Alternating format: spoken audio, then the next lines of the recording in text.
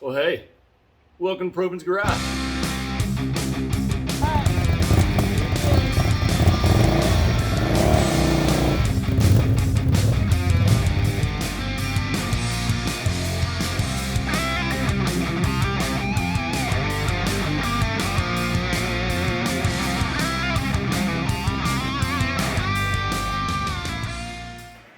I'm thinking about using this old shifter as my throttle pedal. I don't see why it wouldn't work. And given the confined space here, it's nice and small. So we're gonna give it a go. But to get that actually hooked up to the throttle linkage back here, I had to get one of these universal cable kits. And so this one was kind of cheap. So it did not come with any of the correct fittings that I need, and these just basically solder onto the end. So I guess I'm making my own.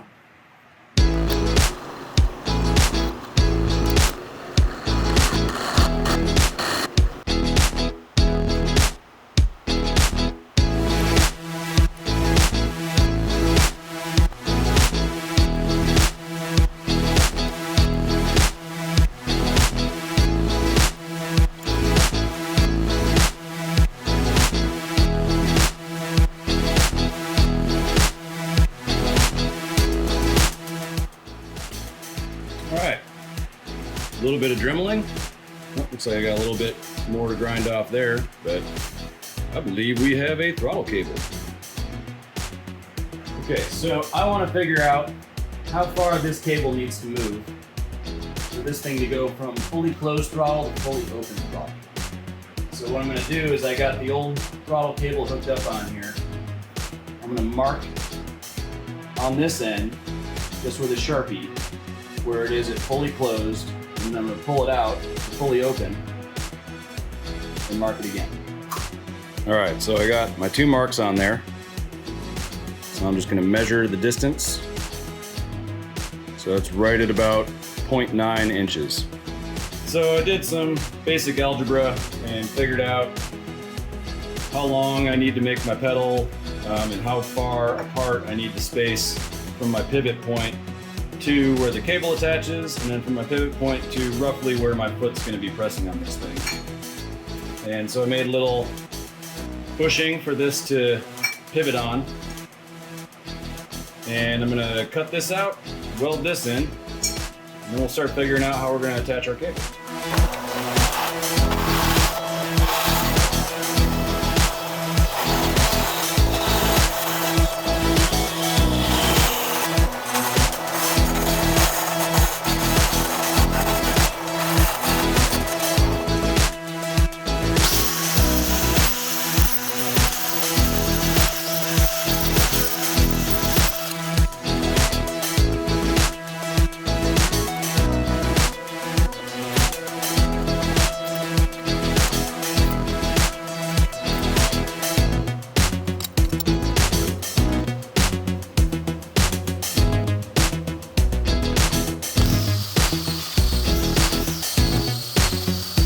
So I was angle blasting the mill scale off of this plate. One thing led to another, and the angle blaster got the best of my favorite shirt. So make sure you practice safety when you're garaging. Angle blaster 1, me, idiot.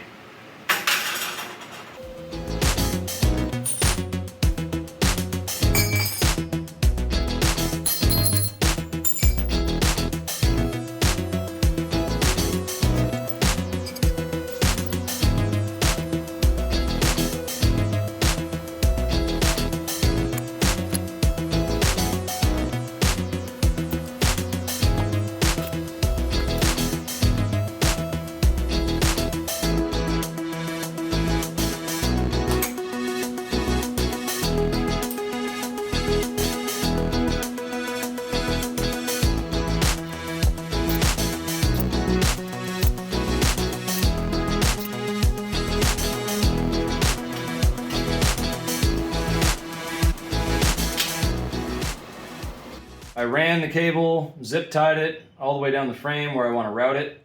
And so we're ready to install it and see if it works. So I used one of the pieces that came with the kit, which is kind of sketchy, but I made it work. It took a lot of solder, but I made it work. So let's see if this thing goes in.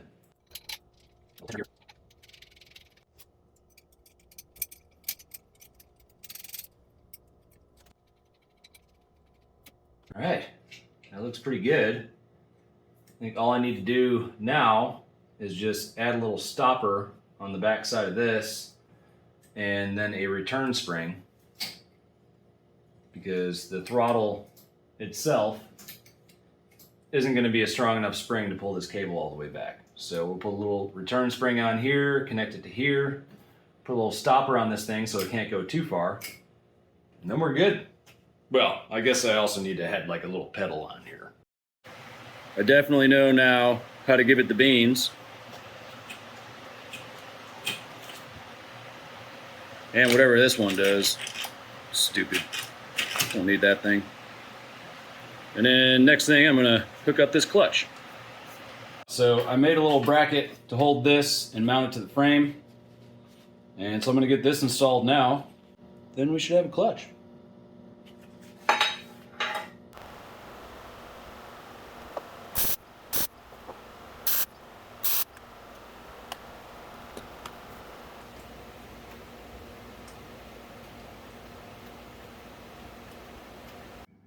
Well, all right, I'll be the first to admit I've kind of skipped a few things in my recording here. But that's because I'm hell-bent on driving this thing, and we're gonna do it. So I got all the wiring lengthened and extended up to the front. I got my ignition key, you know, it's on there for now. I got my throttle advance hooked up and functional, which will also be my blinkers and my high beam and my horn eventually. I got brake lines hooked up in the front. I got my clutch line hooked up. I'm gonna have my rear brake hooked up, hopefully tomorrow. And we're getting pretty close. So right now I'm working on the shifter linkage. So I got this old handlebar that I'm using as the shifter lever. I got a little pivot point there.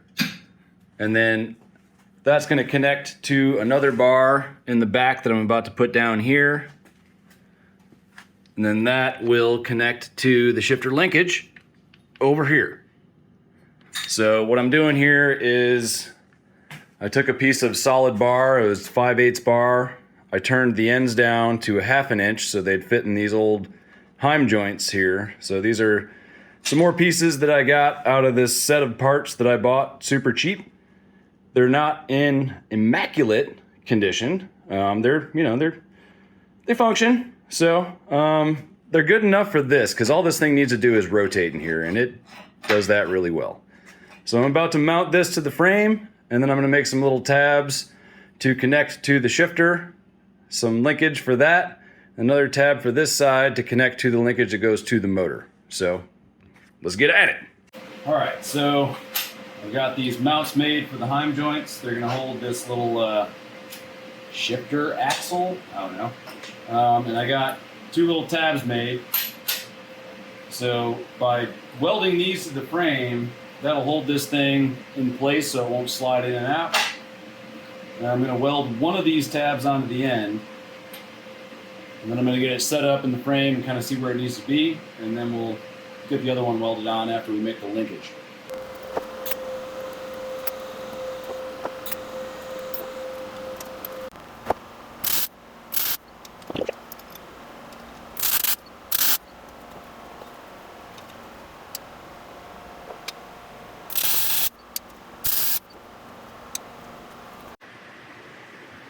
Okay, we got shifter fully installed. My nice little motorcycle grip on there.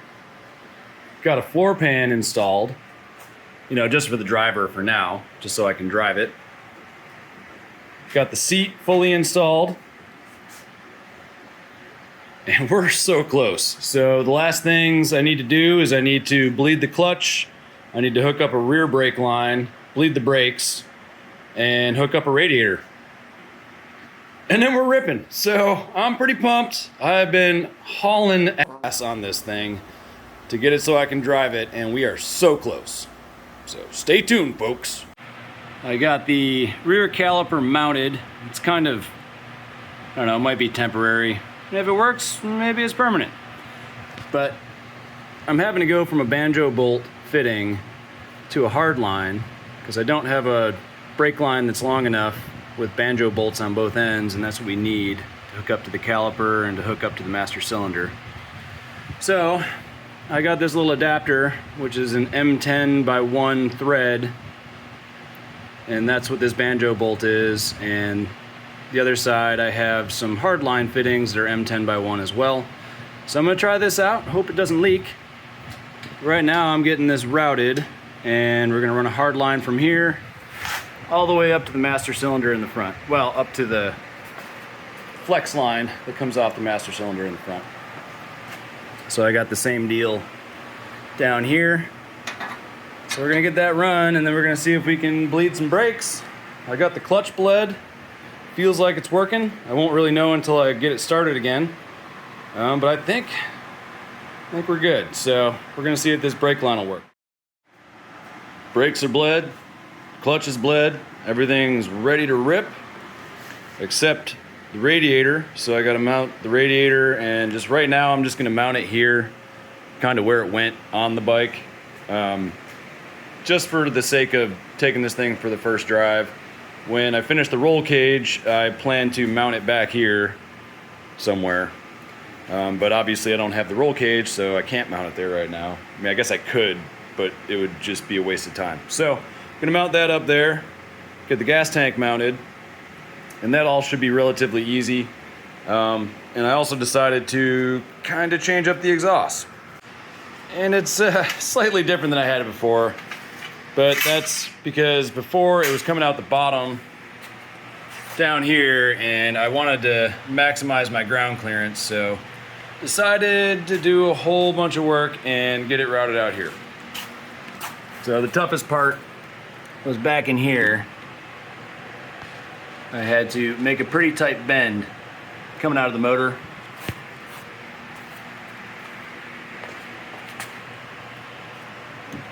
Let's see if we can see in there. So it's not too crazy, but lots of pie cuts. More pie cuts out here. I ended up actually coming into the inside of the frame a little bit because it was pretty tight clearance through here, and I needed to make sure I had room for my radiator hoses to come out somewhere and not get burnt on the exhaust. So this is what I ended up with. I think it looks pretty cool, and I'm gonna fire it up pretty soon. All right, so we got the radiator mounted, just tacked in for now, and I got the hoses all hooked up, ready to fill it up with just some water for now, because it's gonna get drained. And then I added, just welded some bolts to the frame back here to mount the rectifier, because I don't want that thing just flopping around. And I'm gonna make something on the other side to hold the computer, I think, over here. All right, last couple things before we drive this thing. I need to obviously fill up the radiator. I got all those hoses run. I had to extend the wire for the temp sensor. Hopefully that doesn't burn. It'll be fine. But what I did is I extended it and made it way longer than it needs to be, because like I said before, I'm gonna move the radiator up to behind the tank once I finish that roll cage, which should be coming really soon. But I chose red and white wires so that, you know, when this thing overheats and the dash lights up like a Christmas tree, the wires are appropriately dressed. So anyway, the last thing I'm gonna do, hopefully this doesn't take me very long, is I used threaded rod in here for basically a bolt that went all the way through.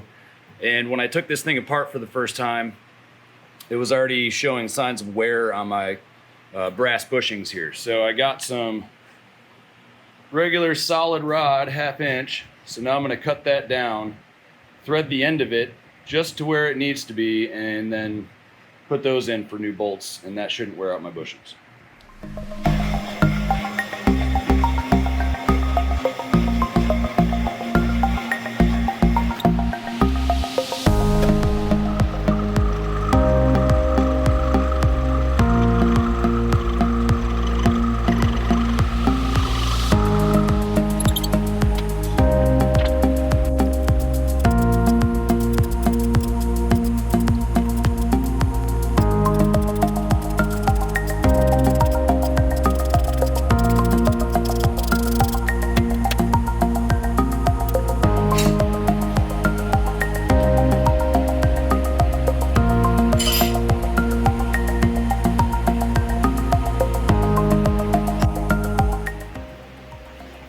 Last thing we gotta do is put some water in it.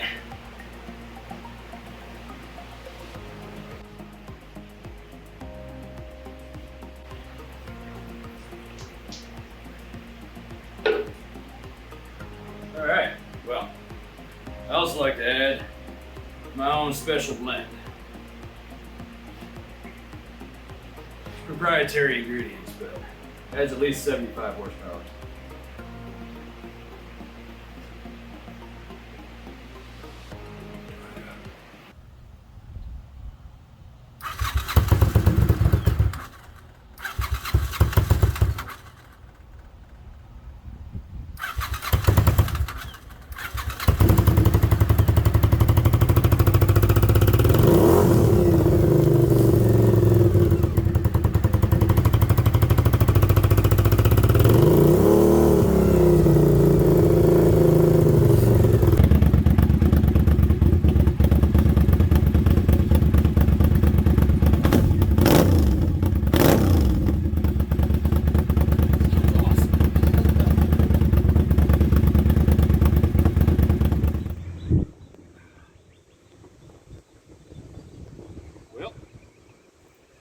See what happens.